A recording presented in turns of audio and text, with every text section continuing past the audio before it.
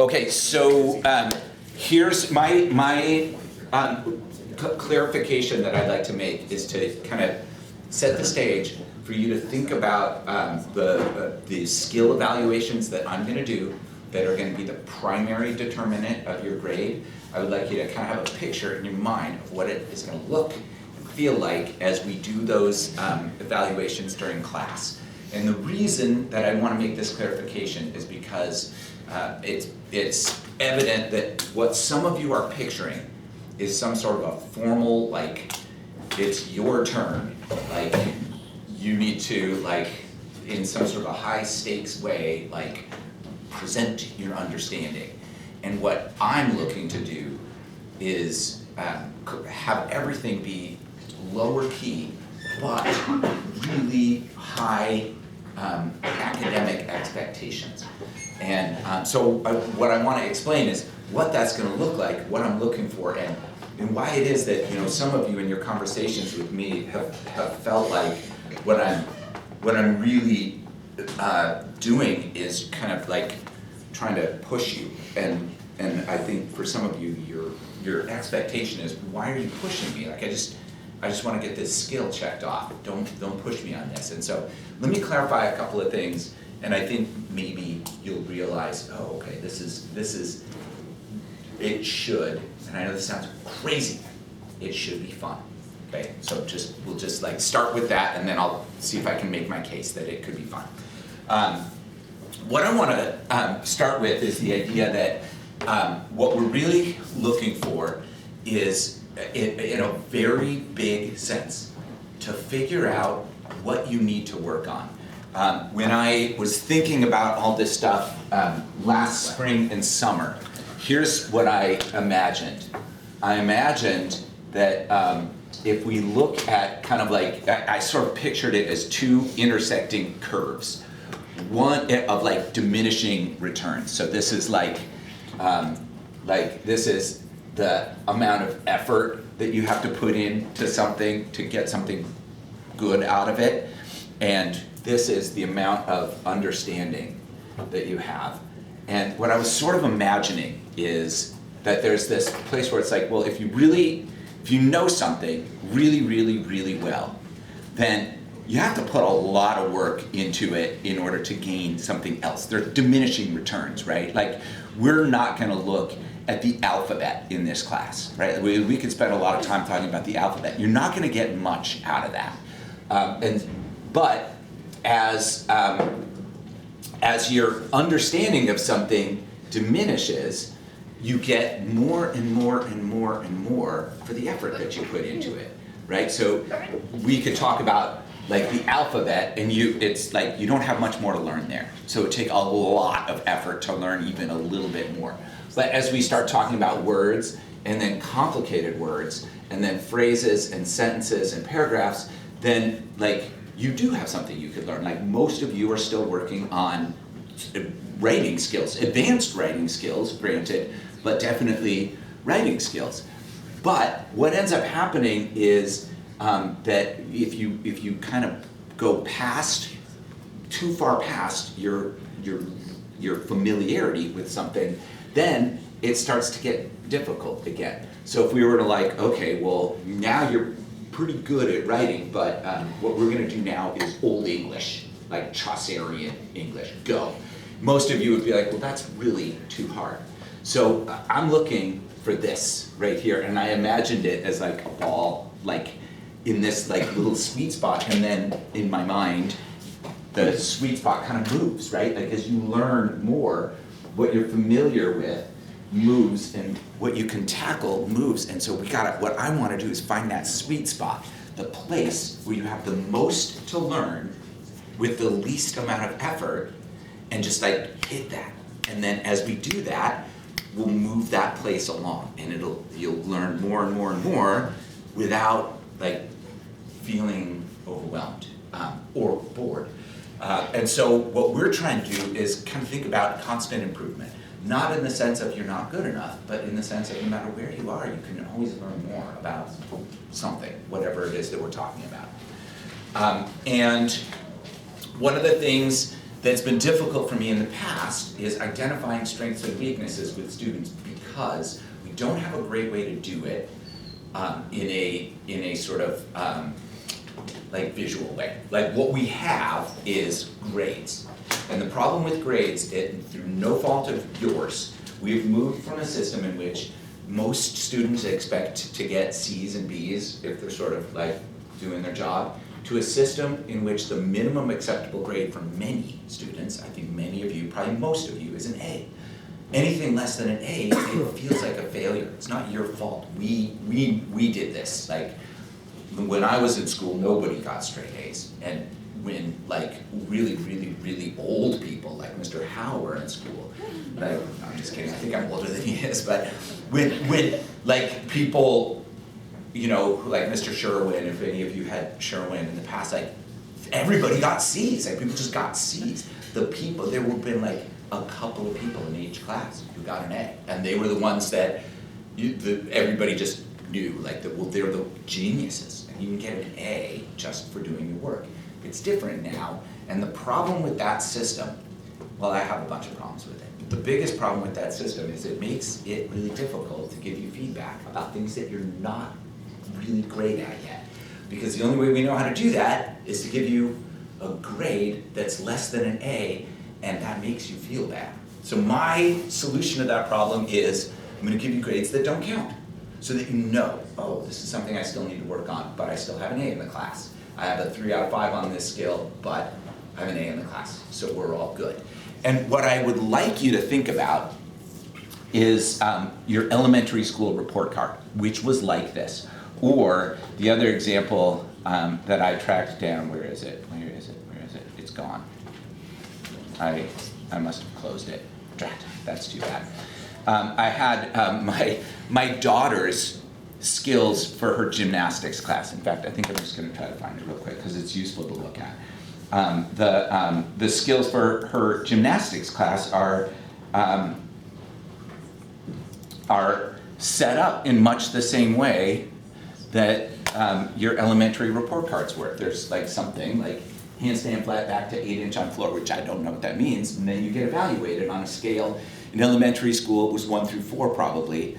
In the gymnastics class, it's 1 through 5. In here, it's 1 through 5. And it's not, did you try? It's not, are you a good student? It's not, what's your character, or are you smart? It's, can you do this on your own yet? And when you get to the point that you can do it on your own, you get a 5. And if you're not there yet, it's not a criticism, it's something to work on. You can do it with a spot, but you can't do it on your own. My daughter, pretty talented at gymnastics, she can't do a handstand yet. She could tie herself into like pretzel shapes and is incredibly strong. She can't do a handstand yet though, so that's just one of the skills that she's working on. And it's kind of nice that she knows that. So that's where I'm like hoping that we can land. Why is it that I'm not seeing what I expect to see? And then what we're really trying to figure out isn't, are you done? It's not, can we check you off?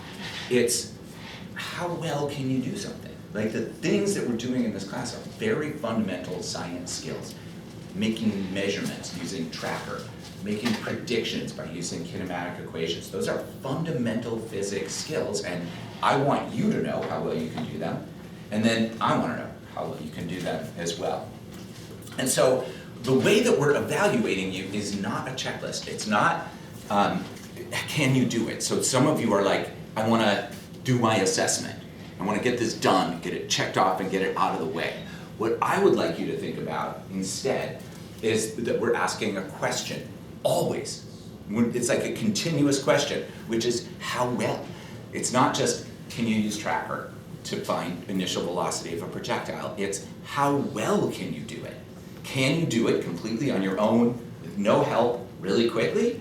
Or can you do it, but it takes you a little bit of time and you need a little bit of help and you might like misinterpret something along the way?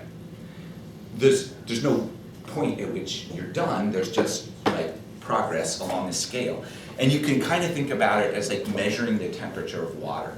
If you want to boil some water, you just put it on the stove and then you cook it until it's boiling.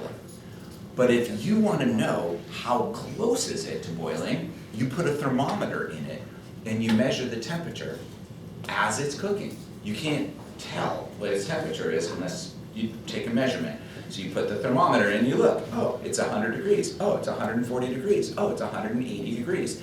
As it gets closer and closer to boiling, you have a record of how that temperature is changing over time. That's how we're evaluating the skills.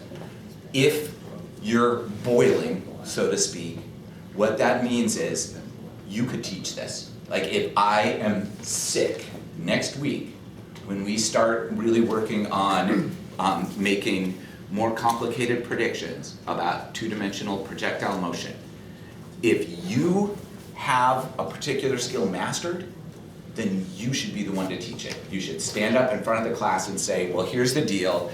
If you want to know how far away to put a hoop so that a ball goes through it at a certain distance, like here's how you can do it and here's how you can think about it. You'd be able to walk people through this problem, show them, explain to them how they could test their prediction, explain to them how they could revise their model to get a better prediction if their first one doesn't work. Like if you're at that point that you could confidently teach it, you would have no hesitation about just getting up here and doing it, there's your 5. If you're not to this point yet, then what you should expect is that your score is not going to be a 5, and it's not a criticism, it's just an indication of how close we think you are to complete and utter mastery of a skill. So one of the small changes that I'm going to make that won't affect how you're graded, but I'm hoping will affect your ability to kind of understand what we're telling you, is going forward, as I put skills into Canvas, I'm going to say, how well can you ... Not just, so prior to this it said things like, you can use a position versus time graph to create a corresponding velocity versus time graph. But that sounds like something you either can or can't do. So in the future, the skills are going to say things like, how well can you predict the distance that a projectile will go if it's fired from a launcher at a horizontal angle with a known height and speed? And how well you can do it incorporates things like how quickly you can do it, how easily you communicate about it. It does not really incorporate things like, do you make an occasional mistake? Because we don't care about that. We make mistakes all the time. You all have seen me make mistakes. You've seen me like do stuff and get the wrong number and then be like, oh wait, I forgot this was supposed to be squared. And Miss Adams is going to make mistakes too. Like, it's not mistakes that we're trying to stamp out here. It's, do you know how to do it? If you know how to do it and you make a mistake, that's normal because these are complicated processes and it's likely that you're going to make a mistake at some point. But if you don't know how to do it, that's going to be really evident. And so those scores of 1 to 4 are telling you how close you're getting to mastery of the skill. And we're going to do this on a continuous basis. It's not, well, there's one, kind of have one chance and we'll give you a score then. It's more like we're taking your temperature constantly. Only there's a piece that you need to do here, and I'll explain that in just a second. The other little change that I'm making is that we're going to put a score of 0 in as soon as the skill goes in. That's why I haven't put any skills in lately, because I wanted to explain this to you before I do it. So now I'm explaining it, so what you can expect to see is some new skills that are going to go into Canvas, and those skills are going to start out with a score of 0, which means not that you're a failure, and it certainly isn't going to lower your grade, but it means we haven't seen any evidence yet. As we see evidence, that score will go up. If you are hitting it out of the park and you could teach it, then you may just land on a 5 right away. More likely, we're going to see that you're making progress, and we're going to indicate your progress. And then you get to decide when you feel like you're kind of where you want to be. You'll see your score, and it's a 3 or a 4, and you're like, that's great. I'm good with a 3 or a 4 because I'm good with a B. That's terrific. If you're happy, we're happy. If the only acceptable score for you is 5s, you'll know if you're there because you'll see your scores, and they won't count for your grade yet. But then there will be a point at which I announce it, like I did with the motion graph stuff, and I'll say, we're gonna move some of these skills into the counting category, so make sure you're okay with the scores that you've got, and that's when it will start affecting your grade. What we wanna see is a culture of improvement, a culture of challenge. And one of the things that has been incredibly distressing to me as a teacher is how I see students generally fall into one of three categories, only one of which is acceptable, okay? The acceptable category is that there are some of you who feel like I feel okay about what's going on. I am learning, and also I'm appropriately challenged, like I feel really good about what's going on. And then there typically, historically, have been students who are bored. They're not learning anything. They don't feel challenged, and I don't like that. I want you to feel challenged. We'll come back to that in a second. The other end are students who are utterly overwhelmed, and they feel like there's no way I can't do this. This is too hard for me. This is too challenging. I don't have enough time. I'm never gonna make it. And what I would like to do is rewrite those rules of grading so that instead of you feeling like, well, if I'm bored, that's okay because at least I'll get an A. And gosh, I'm really like challenged, and that's no good because that means I might get a B or a C. I would like to rewrite those rules so that everybody is constantly asking themselves, am I here? Am I at this place where I am challenged at the appropriate level? It's going to be different for all of you. Some of you are still working on making predictions with horizontal launches. Some of you are like, well, I sort of get it, I can kind of do it, but it just doesn't really make sense to me. And if like I wait a week, I don't think I can do this again. Like I'm going through the motions, but I don't really understand it. Some of you have that nailed, but when I threw the additional piece of having an angled launch in there, it was challenging. And now you're like, okay, well I gotta think about this, I gotta figure this out, and that's great. That's where I want you to be. Some of you could already teach both of those things. Like if my class came in next year and I suddenly was struck with laryngitis, you would walk in the door confidently, waltz in and be like, oh, you're doing projectile motion? I got this. You know, have a cup of tea, I can teach this for you. And for those of you who are in that position, I do not want you to feel like, sweet, I've got my A. What I want you to do is come to me or Miss Adams or anybody and say, hey, I think I've got this, and then let's talk. And if it's clear, if you really do got this, then I'm gonna challenge you with something else. And I think it was you two, right? On Thursday that I threw the, what's the optimal angle thing at, right?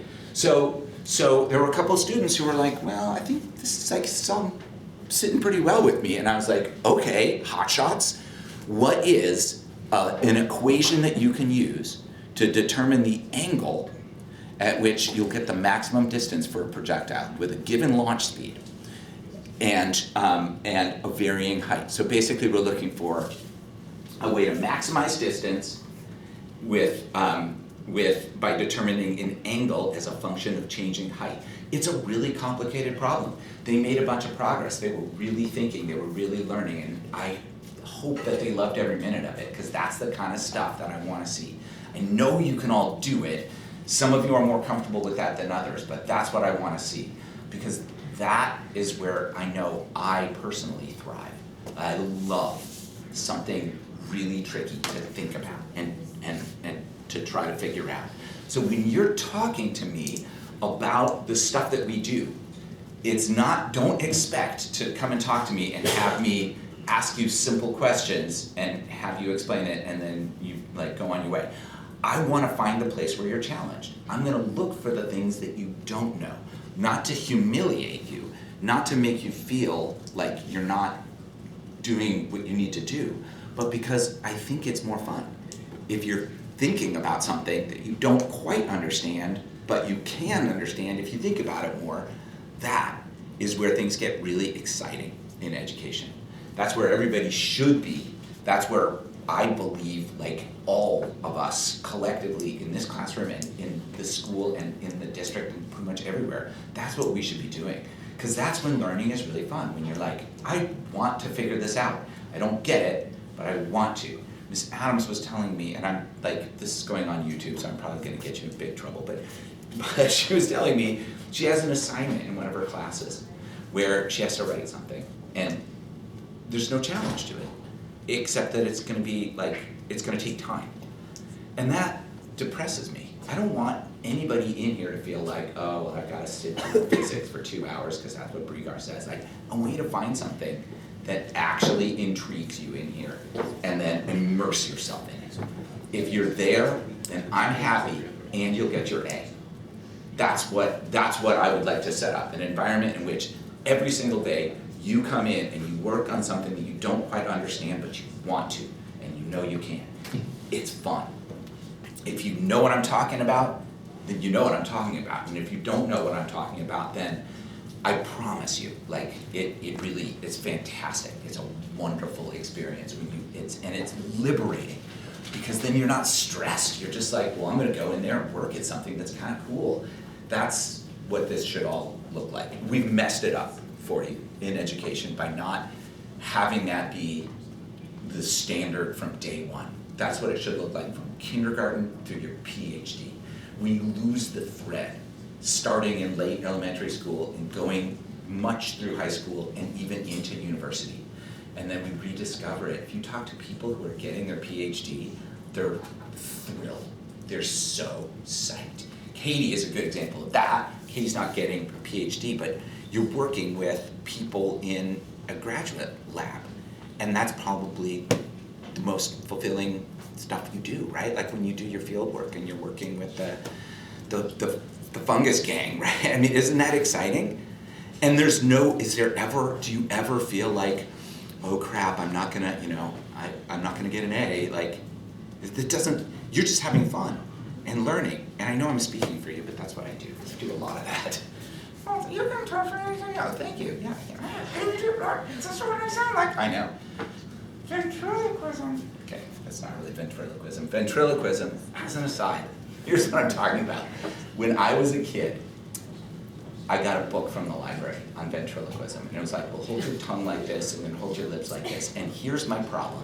I really thought that ventriloquism meant throwing your voice in a spatial sense. I thought if I did the right thing with my mouth, that the sound would literally emanate from somewhere else. And I'd stop laughing at me. And so I gave up on it. I gave up. I was like, well, I can never do this. And it wasn't, I swear to you, until I was in my late 20s, possibly older, that I realized, oh, it's not. Like, you're just talking without moving your lips. That's what throwing your voice is. I know, Levi, did you just learn that right now, or are you laughing at me? Or a little bit of both? Okay, probably just a little bit of both. Anyway, now I'm an excellent ventriloquist, right, Levi? I know. Really good ventriloquist. Okay, but can you stop interrupting me? That sounds just like me, I should. See? All right. Okay. Thank you for your contributions, Levi. I really appreciate it. All right. So if you think about this in the way that I'm trying to describe, what I'm hoping you'll realize is, oh, well, we're not trying to finish stuff. We're just always trying to find that place where we can be learning. And my example of this is art, because this is an area where I do not have a lot of natural talent. This is way beyond my ability. If this were the goal, if you came up to me and said, you gotta do this, I could. But it would take me years, and I'm not exaggerating. I could get to here, if you were to look at my best attempt to do this, if you gave me a charcoal pencil and an hour, I would come up with something that is so comically far from this that it would be like, we would just be laughing. But I would do my best, and it would simply be humor. But if you gave me 3 years, I could get that. I could do that. That is within my ability range. And that's how I would like you all to feel. The stuff that I've presented to you as, here's what I want you to do, it's in your range. For some of you, it's gonna be easier than others. What if it's easy? Well, if it's easy, then you have a different target. This image right here was drawn by the same artist. So this was the artist in 2011. This was in 2014. If you start where I am, this is your target. And it's gonna take you a while to get there, but it's fun. If you start here, then this is your target. It's gonna take you a while to get there, but it should be fun. So no matter where you are right now, you can get somewhere cool. And what I know from working with lots and lots and lots of students is that what I've laid out for you is this. It's the place where we can all get. Every single one of you can get to a point where you're really good at finding the distance a projectile goes. Some of you are then gonna move on to, okay, well, what's the optimal angle? And not everybody needs to get there, but I want you to find that spot if that's where you need to be. And one of the things that's been happening is I've been sensing some nervousness from some people, and I don't want that. What I want is for you to feel utter confidence, the same confidence that you feel in other crafts that you do, whether that's a sport, whether that's art, whether that's music, whether that's like meditation, like whatever it is that you are a rock star in. You know what it feels like when somebody says, hey, can you do this real quick, right? Like if you were to, and what's really interesting is even if you're a literal rock star, there's still gonna be a place where you get nervous. For example, I'm not gonna do it, but if you all were to ask me to play a song on the guitar right now, I would be highly not nervous. That wouldn't make me nervous at all. Getting up and playing a song on the guitar in front of you, I have had so much practice and I feel so confident in it that I could just do that. But if you asked me to sing a song while I was playing, instantly nervous, because I don't feel as confident in my voice as I do in my guitar playing.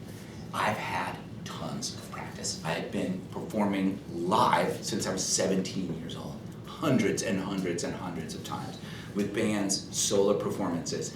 And still, if I were to get up right now and play and sing a song for you, I would be nervous. Probably too nervous to really sing with my, like, I don't think I could really like belt it out. Like I'd just be too nervous. So there's no shame in being nervous, but it gives you an idea of the degree to which you have just got something nailed. If you've got it nailed, you don't feel that nervousness, so it's no big deal. And that's where I would like you to get, and we're gonna work with you to get there. And then the last piece is, what I want is not for you to like work, and then come show me. What I would like is for there to be an ongoing dialogue where you are evaluating your skills on your own by talking with other students, by talking with Ms. Adams, by talking with me, by talking with Katie and Mr. Fiskin and you know, Matthew, who was in the class last year. Like you all can figure out where you are in conjunction with the rest of us.